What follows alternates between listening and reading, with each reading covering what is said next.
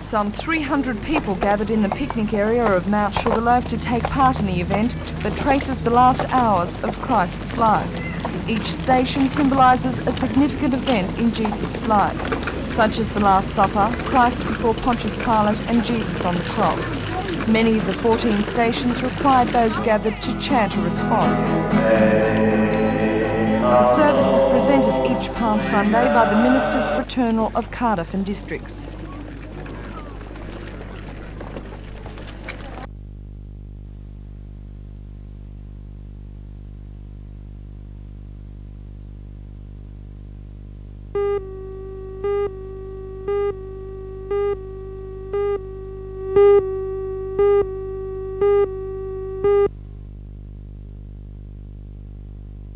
Last Friday, the Lord Mayor suffered what has been described as a moderately severe stroke. It has left her paralysed down one side and unable to talk. But these symptoms are not necessarily permanent, according to Dr. Tui. These generally are recoverable. You feel that those injuries are recoverable? To a certain degree. It could be complete, or any degree up to complete recovery. Is it hard to determine that, though, at this stage? At this early stage, it is very difficult. Well, when will we be able to know? Well, I think time's the greatest factor in this with regard to the completeness of recovery. Are you confident that the Lord Mayor will be able to recover to some extent? I believe it's a bit too early to say. Meanwhile, the Town Clerk, Mr Barry Lewis, announced today that the Deputy Lord Mayor, Alderman Don Geddes, will act as the Chief Executive Officer of the Council and carry out the duties of Lord Mayor in her absence. At this stage, it's not known how long the city will be without a Lord Mayor, or if Alderman Cummings will be able to return to her normal duties. In the unfortunate circumstance that she cannot, an election will have to be held for Lord Mayor and in East Ward.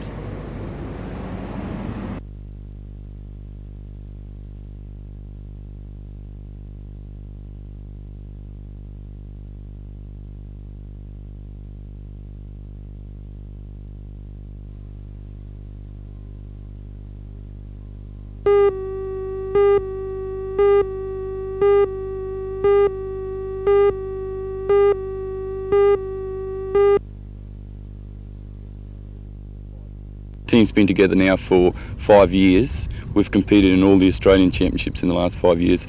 We've won every championships. We've competed in 2 world competitions and we've come third both times in the competitions.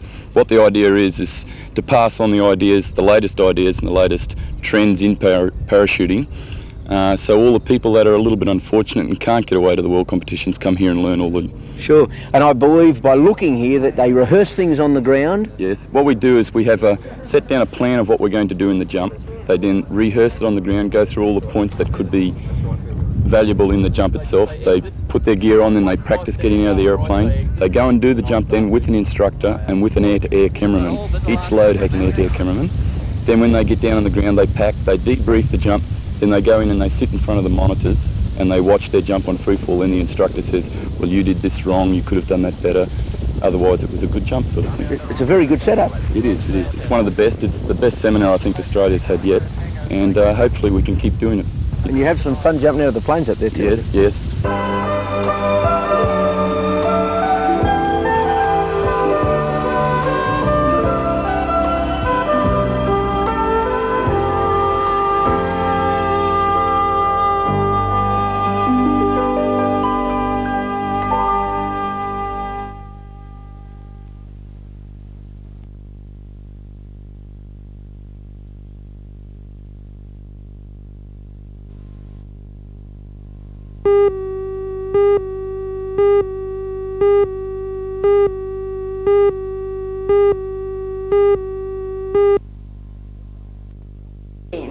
The build-up for Superwalk has begun in Newcastle. Media was briefed by the event's local coordinator, Helen Duncan, at the ANZ Bank's King Street headquarters. The ANZ is the sponsor of the event, to be held at 200 sites throughout the nation on that Sunday morning.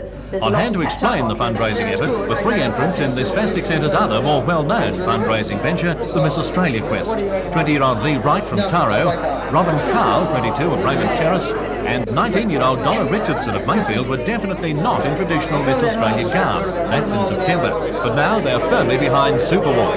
Newcastle's event will begin and end in Spears Point Park. And as Helen Duncan explains, it's not just a walk at all.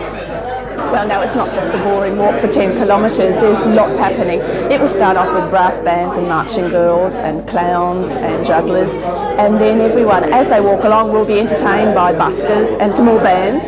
And when they get back to Spears Point Park, there will be food, merry-go-round, a train, a jumping castle, and a concert by the Castanets. Well, it sounds like they'll all have trouble walking for all the laughing. I hope so. They don't have, it's not a race, so they don't have to do it in a certain time, so we hope they're going to have a really fun day. And how do you enter? You get a form from an ANZ bank. You fill out a form at an ANZ bank and then return the form to the bank. They process it with their computer, and that's it. You get sponsors, and there you turn up at 10 o'clock on 27th of May.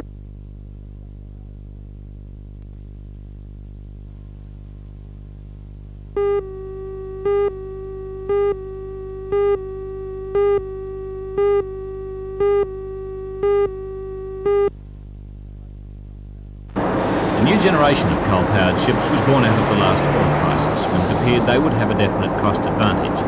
As it happened, oil prices have not continued to climb and oil ships have become more fuel efficient. But in the long term, many shipping experts believe coal will come again.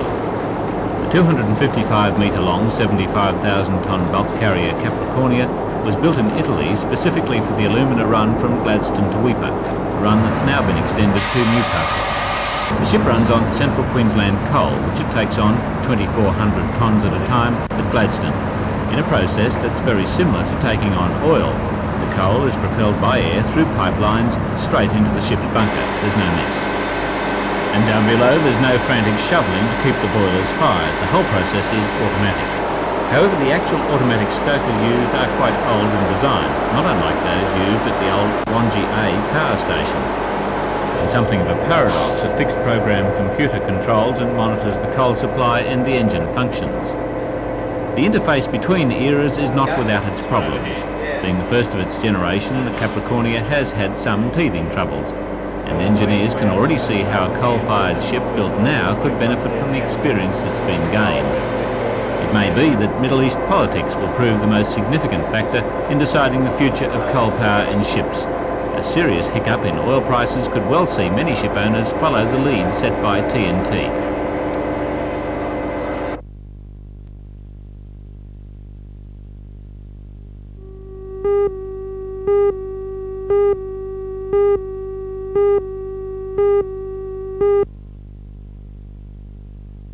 Why have you deprived them? The symposium held at the college's Special Education Centre was attended by about 40 school executives. It was called by the centre's staff after some principals and teachers expressed concern over the education department's move towards integration. The purpose of the conference was to allay any fears and to point out the many benefits that integration will bring. The main benefit is that the child learns to live in a normal situation. We're not talking about integration for every child, but if a child is going to live in the community as he gets older, then the best way of learning to cope with the ups and downs of community living is by being part of that community. You learn how to cope with people calling you names if people do call you names, but then the other people also learn from you that maybe you've got some qualities that they don't quite notice when they just notice the wheelchair or the funny walk or whatever it happens to be. And by being part of the school community, you're better prepared to be part of the real community when you leave.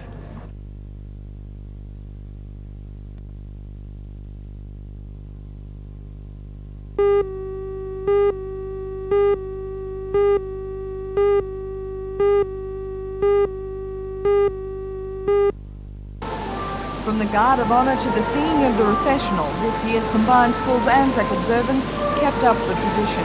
The number of schools attending the service was slightly up on last year, with 1,200 students from 67 Newcastle schools taking part.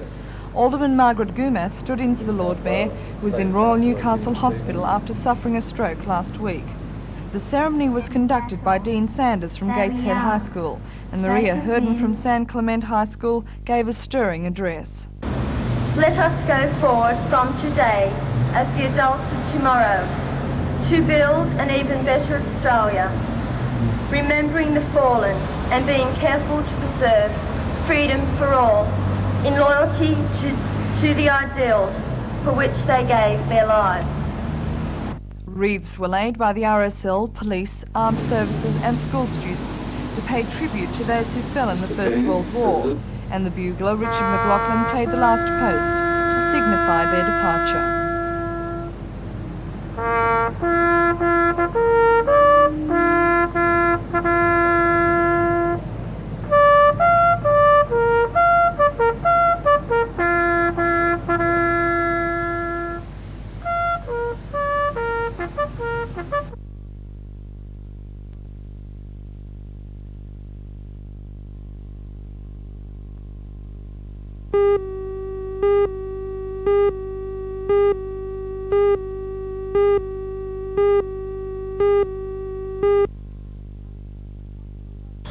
At present, hospital budgets increase to keep pace with inflation, using last year's figures as a base. Also, if a hospital is efficient by coming in under budget, it's penalised, with the excess funds going back to the government coffers. They are some of the objections the Royal Newcastle, Marta, Western Suburbs and Wallsend hospitals are raising about the funding system. The hospitals are pushing for a review of the system, as spokesman and chairman of the Royal Newcastle Hospital, Mr Graham Mullane, explains. For the past few years there's been quite a lot of problems when we receive our annual budgets, and all of the hospitals have found they've had difficulty maintaining services and even providing new services that we think are appropriate for the region.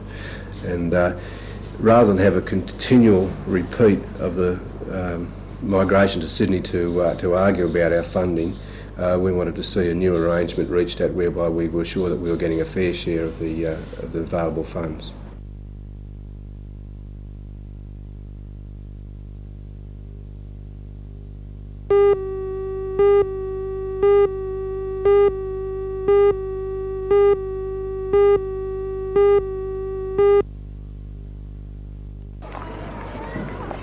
Clearly, the weather today was perfect for just about any holiday activity.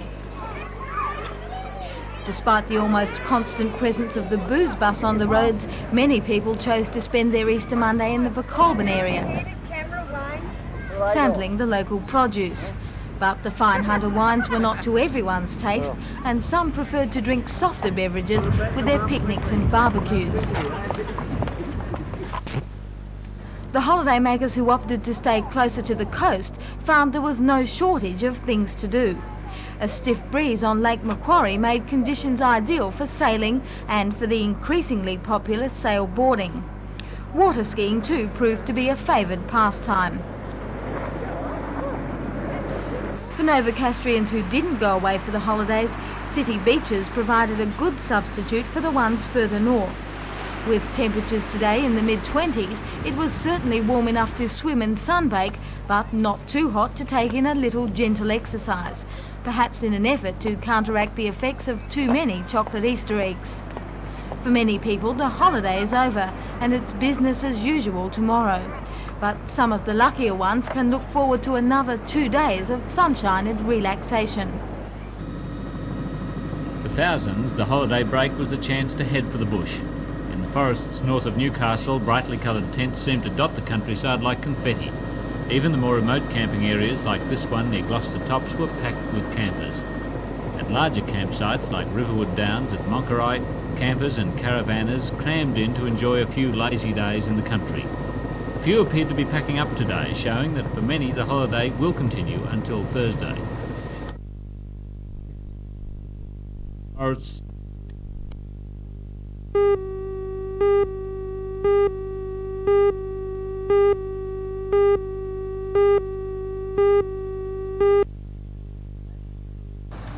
Imagine living for 4 days on what you can carry in your pack.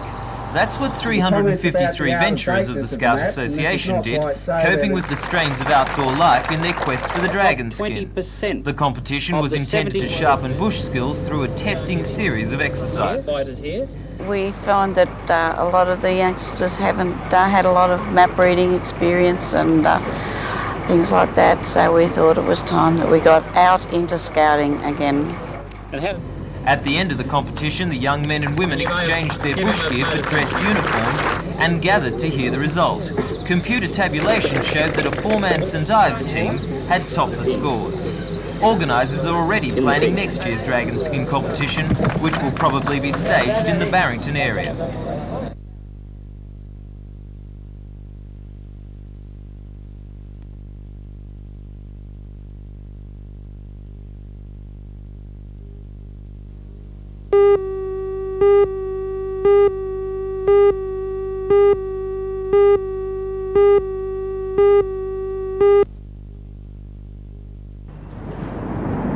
The Newcastle Chamber of Commerce and Industry has estimated that far more than 60% of the region's workers enjoyed a holiday today.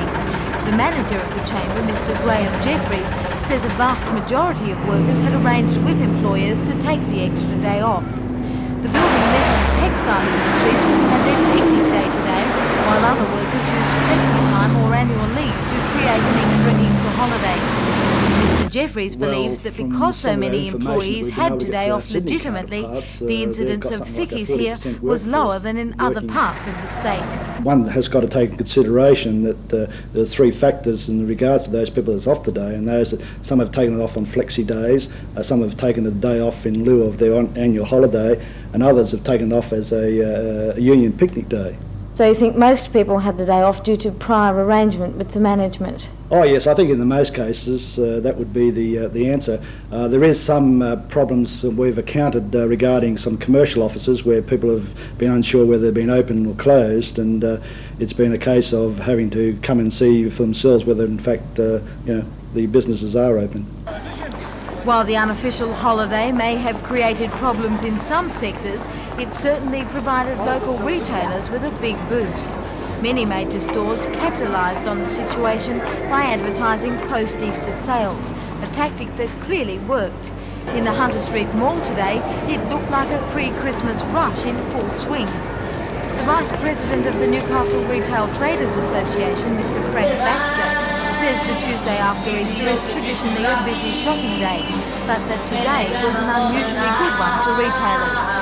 He says that today's sales are up more than 20% on last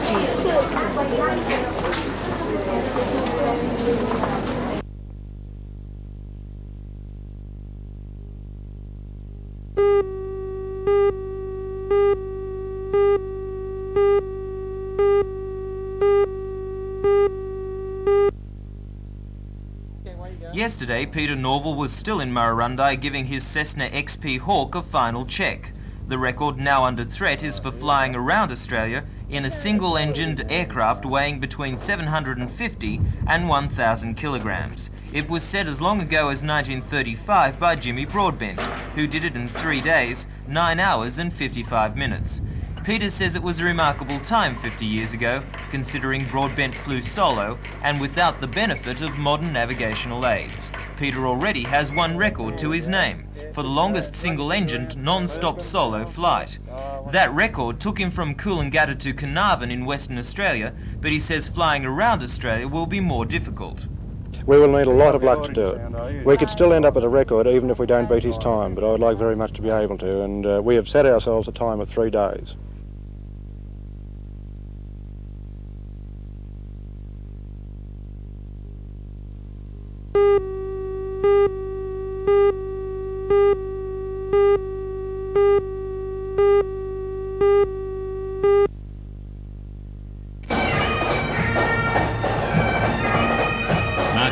Outnumbered onlookers as the veterans of Australia's armed conflict since 1914 made their way down the mall. Although World War I veterans and others unable to march travelled by taxi, the procession was perhaps a little longer than last year. The ranks swelled by members of the RAAF and Navy and a number of bands.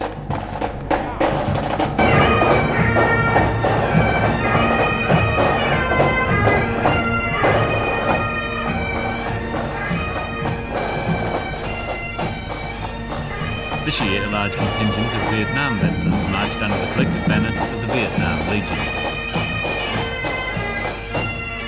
At Civic Park, the theme of today's service was peace, not war. Speaking for youth, Christine Zacharouskas at Wallsend High School said that if the world did not learn from history, then the next fall could be the last.